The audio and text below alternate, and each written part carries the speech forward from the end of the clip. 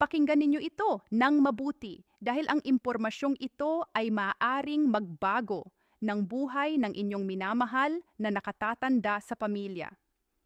Kung mayroon kayong magulang, lolo, lola o sinumang kamag-anak na may edad 60 taong pataas, huwag ninyong palampasin ang video na ito kahit isang segundo. Natuklasan namin ang isang benepisyo na karamihan sa mga Pilipino ay hindi pa nakikilala at ang halagang nakalaan para sa bawat senior citizen ay umaabot sa 60,000 piso. Hindi ito kababalaghan, hindi ito scam, at hindi ito fake news. Ito ay isang lehitimong programa ng ating pamahalaan na maraming beses nang naibalita, ngunit maraming Pilipino pa rin ang hindi nakakaalam kung paano ito makukuha. Kaya naman ngayon, ibabahagi namin sa inyo ang lahat, sino ang qualified, paano mag-claim, at ano ang mga dokumento na kailangan ninyo. Manatili kayong nakadikit sa video na ito dahil sa katapusan, may sorpresa pa kaming inihanda para sa inyo. Bago tayo magsimula, kung ito ang unang beses ninyong mapanood ang aming channel, paki-subscribe na po at pindutin ang notification bell para hindi kayo makaligtaan ng mga ganitong importanteng impormasyon. At kung may kilala kayong senior citizen na maaaring makinabang dito, i-share na agad ang video na ito. Ang isang share ninyo ay maaaring magbago ng buhay ng isang matandang Pilipino. Huwag nating hayaang manatiling ignorante ang mga taong nangangailangan. Magsimula na tayo. Ang ating mga senior citizen, ang ating mga lolo at lola, ang mga taong nagbigay ng kanilang buong buhay para sa ating pamilya at sa ating bansa, ay may karapatang matanggap ang tulong na ito mula sa pamahalaan. Ito ay hindi isang regalo, ito ay isang karapatan. Ang batas ng ating bansa ay nagtatakda na ang bawat senior citizen ay may karapatang tumanggap ng iba't ibang uri ng tulong, suporta at benepisyo mula sa gobyerno. At ngayon, pag-uusapan natin ang pinakamalaking benepisyo na available para sa kanila. Ang 60,000 pisong benepisyo na ito ay hindi iisang bayad lamang. Ito ay isang kombinasyon ng iba't ibang programa, diskwento, at benepisyo na kapag pinagsama-sama ay umaabot sa halagang iyon o higit pa. Maraming senior citizen ang nakatatanggap lang ng isa o dalawang uri ng benepisyo dahil hindi nila alam na may iba pa silang maaaring makuha. Ngayon, tutukuyin natin ang lahat ng ito ng isa-isa para mas malinaw ang pagkakaintindi ninyo. Una, pag-usapan natin ang pinakapamilyar na benepisyo, ang social pension para sa mga indigent senior citizens. Ang programang ito ay pinapatakbo ng Department of Social Welfare and Development o ang DSWD. Ang bawat qualified na senior citizen ay tumatanggap ng 500 pisong monthly stipend mula sa pamahalaan. Sa isang taon, ito ay umaabot sa 6,000 piso. Simple lang ang computation, pero para sa isang matandang walang ibang pinagkukunan ng kabuhayan, ang 6,000 piso sa isang taon ay malaking bagay na. Pero hintayin ninyo, ito ang simula pa lamang. Ang social pension na ito ay para lamang sa mga indigent senior citizen, ibig sabihin, para sa mga matanda na tunay na nangangailangan at walang sariling kita, walang regular na pension mula sa SSS o GSIS, at walang kakayahang suportahan ang kanilang sarili. Kung ang inyong lolo o lola ay kasalukuyang walang trabaho, walang pensyon, at walang regular na pinagkukunan ng pera, sila ay maaaring maging qualified para sa programang ito. Ang kailangan lang gawin ay lapitan ang pinakamalapit na DSWD office o ang Municipal Social Welfare and Development Office sa inyong lugar. Ngayon, pag-usapan natin ang isa pang malaking benepisyo, ang medical at health benefits. Ang Republic Act 9994, na kilala rin bilang ang Expanded Senior Citizens Act of 2010, ay nagbibigay ng maraming pribilehiyo sa ating mga senior citizen pagdating sa kalusugan. Una, ang bawat senior citizen ay may karapatang makatanggap ng libreng gamot para sa mga chronic illness o pangmatagalang sakit. Ang mga sakit na tulad ng hypertension, diabetes, arthritis, at iba pang karapatang kondisyon ay may nakalaan na libreng gamot mula sa mga pampublikong ospital at health center. Isipin ninyo kung ang isang senior citizen ay may hypertension at diabetes, ang gastos sa gamot bawat buwan ay maaaring umabot sa 2,000 hanggang 3,000 piso. Sa isang taon, iyon ay 24,000 piso hanggang 30,000 piso para sa gamot lamang. Kung libre ito para sa aming senior citizen, malaking tipid na yon para sa pamilya. Kaya naman napaka-importante na malaman ng bawat isa kung paano makuha ang benepisyong ito. Hindi lang iyon. Ang mga senior citizen ay mayroon ding karapatang makatanggap ng priority lane sa lahat ng pampublikong ospital, klinika at health center. Hindi na kailangan pang mahabang pila ng ating mga lolo at lola. Sila ay dapat unahin sa lahat ng pagkakataon. At kung sa kasong ang isang senior citizen ay naospital, sila ay may karapatang makatanggap ng diskwento sa kanilang hospital bills. Ang diskwentong ito ay umaabot sa 20% para sa lahat ng medical services, konsultasyon at gamot. Pag-usapan din natin ang tungkol sa PhilHealth benefits ng mga senior citizen. Sa ilalim ng PhilHealth, ang bawat senior citizen na miyembro ay may karapatang makatanggap ng mas mataas na coverage para sa kanilang mga hospitalization. Ang PhilHealth ay nagbibigay ng case rate benefits na maaaring mag-cover ng malaking bahagi ng hospital expenses ng isang senior citizen. At kung ang senior citizen ay indigent o walang kakayahan, sila ay maaaring mag-avail ng libreng PhilHealth coverage sa pamamagitan ng iba't ibang programang gobyerno. Ngayon, pag-usapan natin ang diskwento sa pagkain at pang-araw-araw na pangangailangan. Ito ay isa sa mga pinakahindi alam ng maraming Pilipino na benepisyo ng ating mga senior citizen. Ayon sa batas, ang lahat ng senior citizen ay may karapatang makatanggap ng 20% diskwento sa lahat ng mga pagkain at gamot na binibili nila sa mga restaurant, grocery store at botika.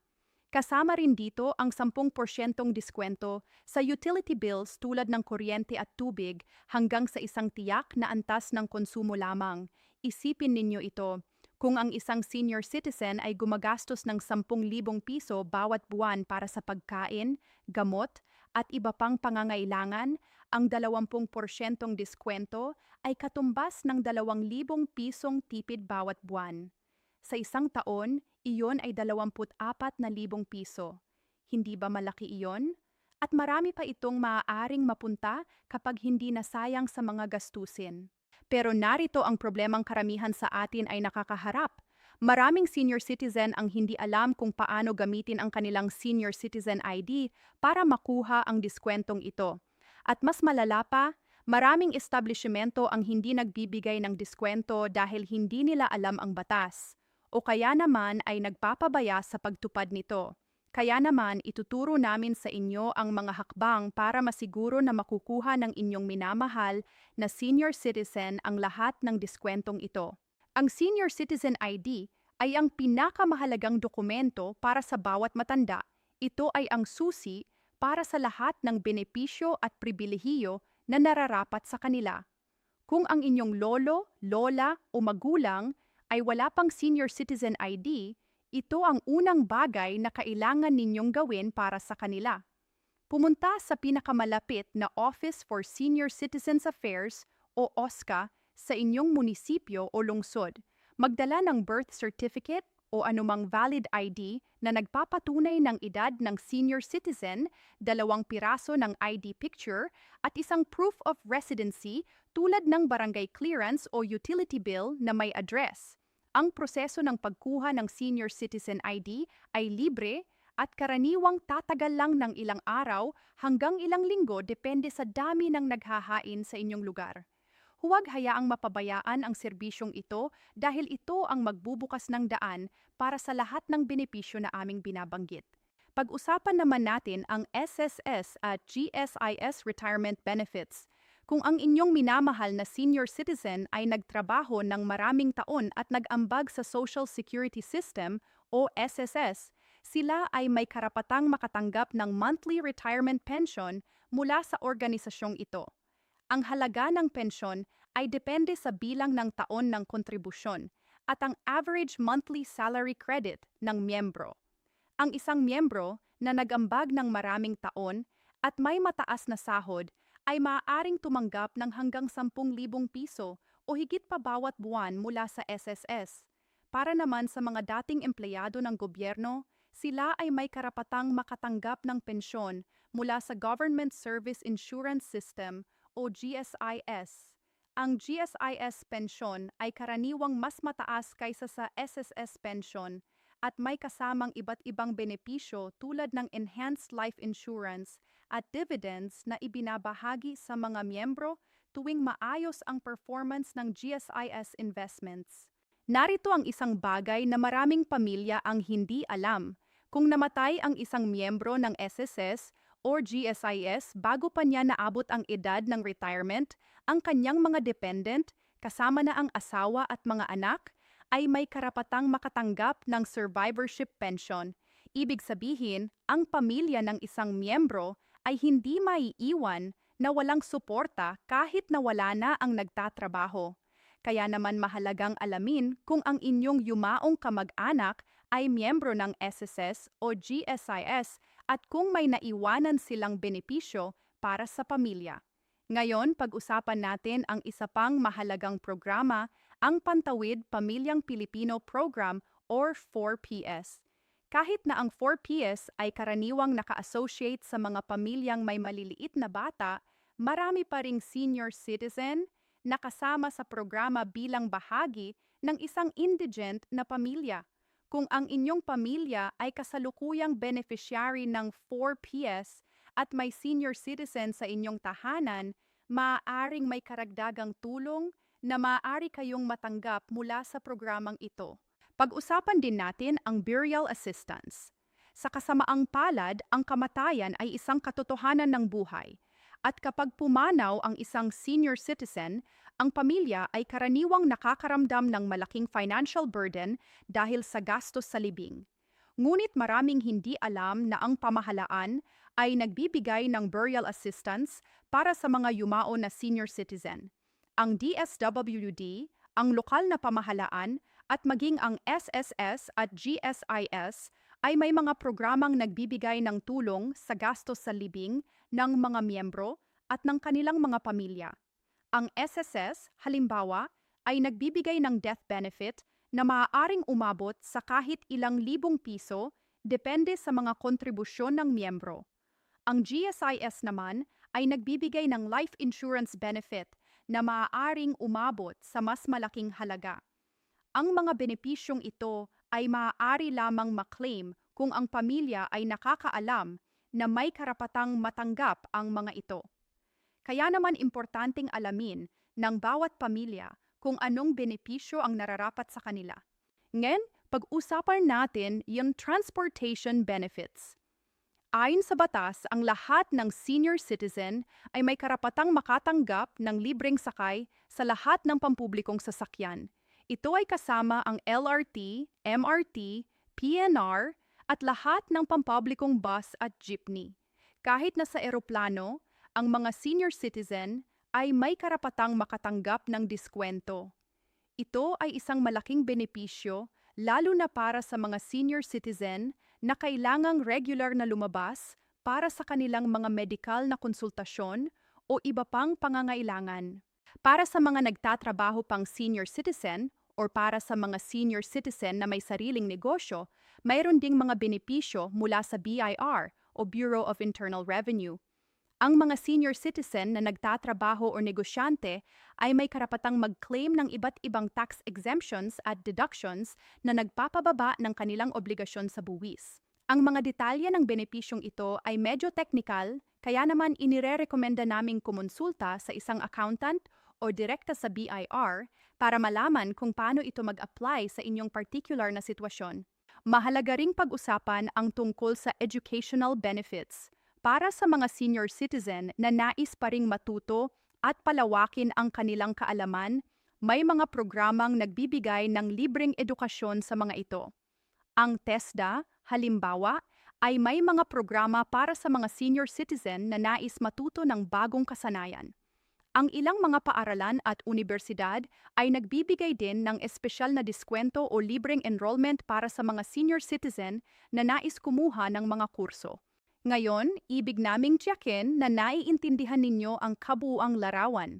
Kapag pinagsama-sama natin ang lahat ng benepisyo na aming binanggit, ang social pension na 6,000 bawat taon, ang medical at pharmaceutical benefits na maaaring umabot sa 30,000 piso o higit pa bawat taon, ang 20% diskwento sa pagkain at pangunahing pangangailangan na katumbas ng mga 20,000 hanggang 30,000 tipid bawat taon, ang SSS o GSIS pensyon na maaaring umabot sa daan-daang libo sa buong taon at ang iba pang mga benepisyo tulad ng libreng transportasyon at tax exemptions, ang kabuuang halaga ng lahat ng benepisyo ay talagang maaaring umabot sa 60,000 piso o higit pa sa loob ng isang taon.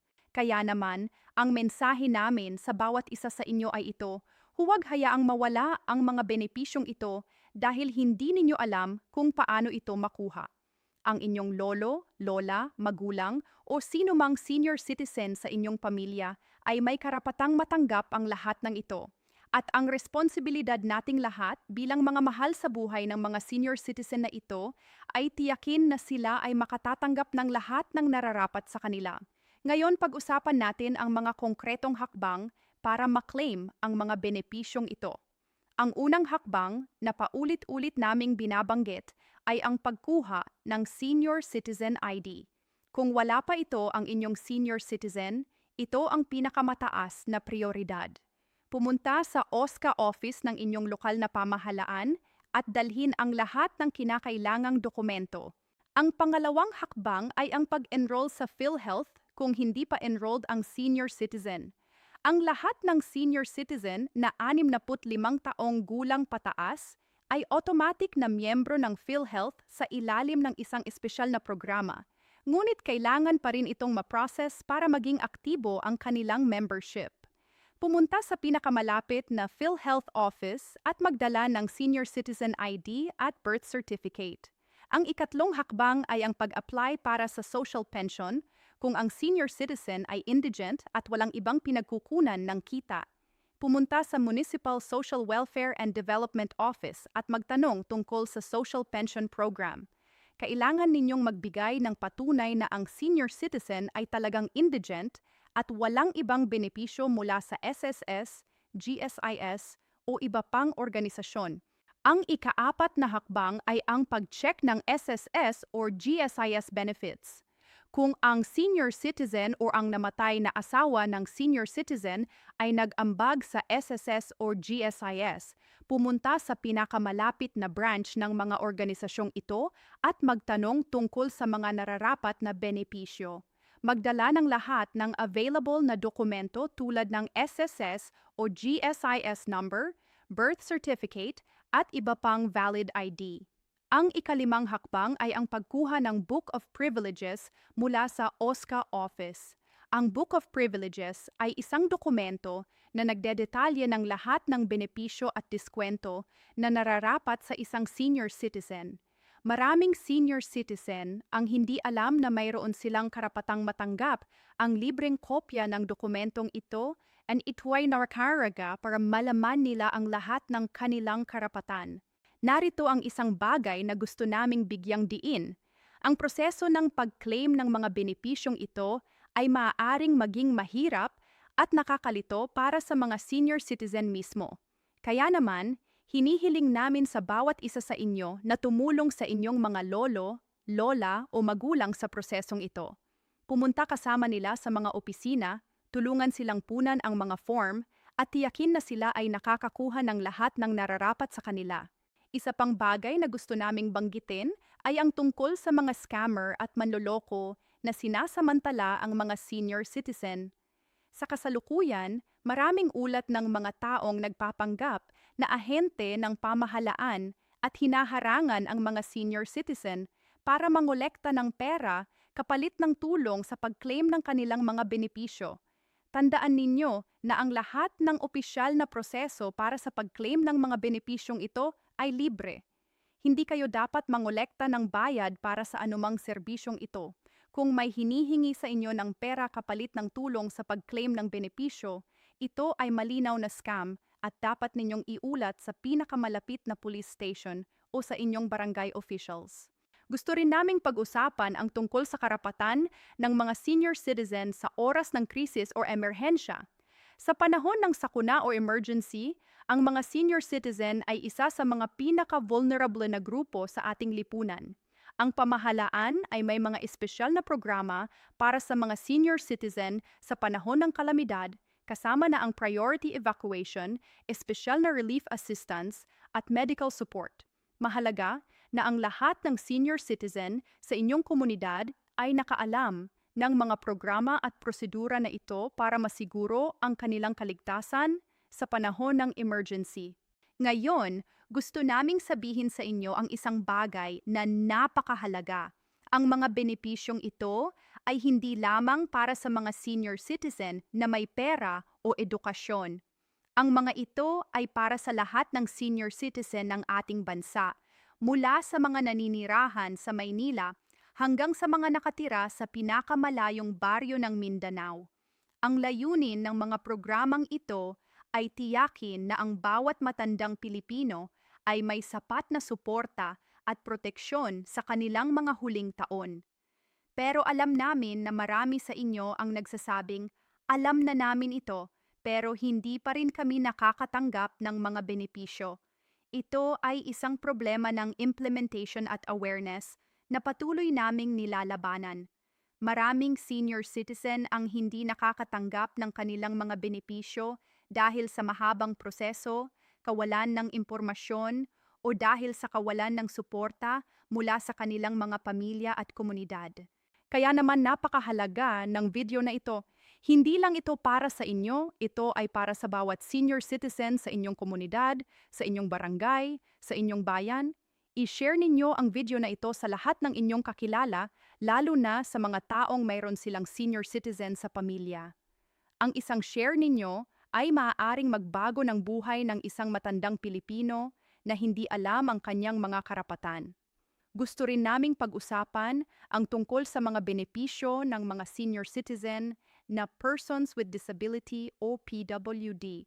Kung ang isang senior citizen ay mayroon ding disability, sila ay maaaring mag-avail ng mas maraming benepisyo at diskwento. Ang isang senior citizen na PWD ay maaaring mag-claim ng mga benepisyo mula sa dalawang kategorya ng sabay-sabay bilang senior citizen at bilang PWD.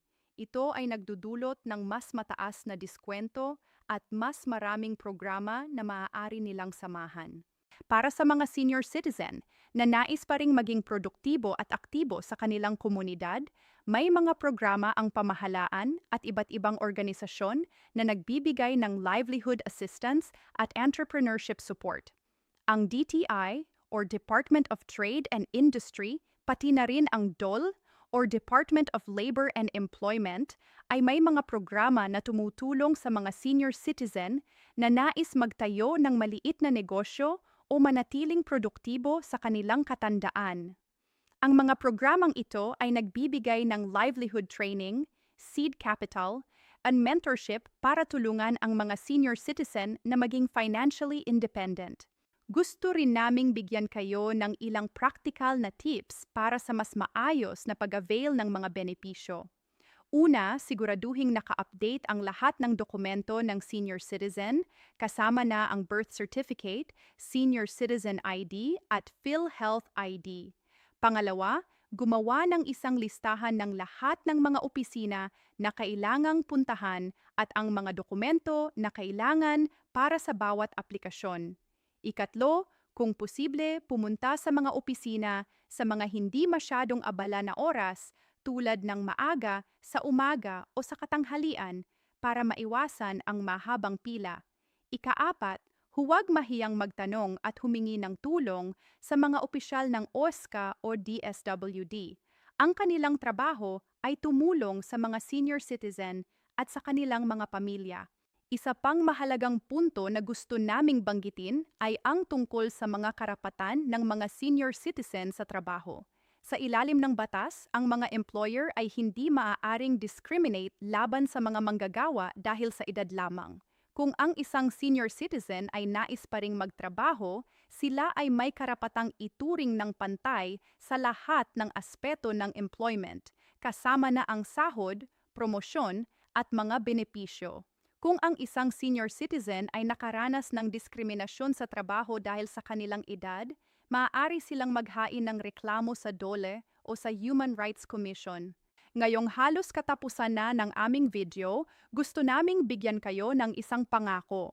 Patuloy kaming magbabahagi ng mga ganitong impormasyon para matiyak na ang bawat Pilipino, lalo na ang mga senior citizen at ang kanilang mga pamilya, ay nakakaalam ng kanilang mga karapatan at ng mga programa na available para sa kanila.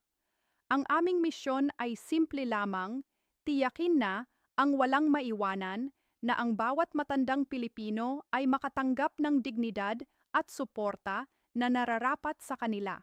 Bago tayo magtapos, gusto naming ibuod ang mga pinakamahalagang punto na aming tinalakay ngayon. Ang 60,000 pisong benepisyo na aming binanggit ay isang kombinasyon ng social pension, medical at pharmaceutical benefits, diskwento sa pagkain at pangunahing pangangailangan, SSS or GSIS pension, at iba pang mga programa. Ang lahat ng senior citizen na 60 taong gulang pataas ay qualified para sa karamihan ng mga benepisyong ito. Ang pinakaunang hakbang ay ang pagkuha ng Senior Citizen ID sa OSCA office ng inyong lokal na pamahalaan. At tandaan, ang lahat ng opisyal na proseso para sa pag-claim ng mga benepisyong ito ay libre. Ngayon, isang kahilingan mula sa amin. Kung natutunan ninyo ang kahit isang bagong impormasyon mula sa video na ito, pakikomento po sa baba ng salitang natutunan para malaman namin na nakatulong kami sa inyo. At kung mayroon kayong mga katanungan tungkol sa mga benepisyo ng senior citizen, pakitanong sa comment section at susubukan naming sagutin ang bawat isa. Ang inyong mga tanong ay maaari ring maging paksa ng aming susunod na video. Huwag ninyong kalimutang i-share ang video na ito sa lahat ng inyong kakilala, lalo na sa mga taong may senior citizen sa pamilya. Sa isang click lang, maaari kayong makatulong sa isang matandang Pilipino na makuha ang suporta na nararapat sa kanya. At kung gusto ninyong makita ang higit pang mga video tungkol sa mga karapatan at benepisyo ng mga Pilipino, mag-subscribe na sa aming channel at i-on ang notification bell para palagi kayong updated. Salamat sa inyong pakikinig at sa susunod na video, nandito pa rin kami para sa inyo.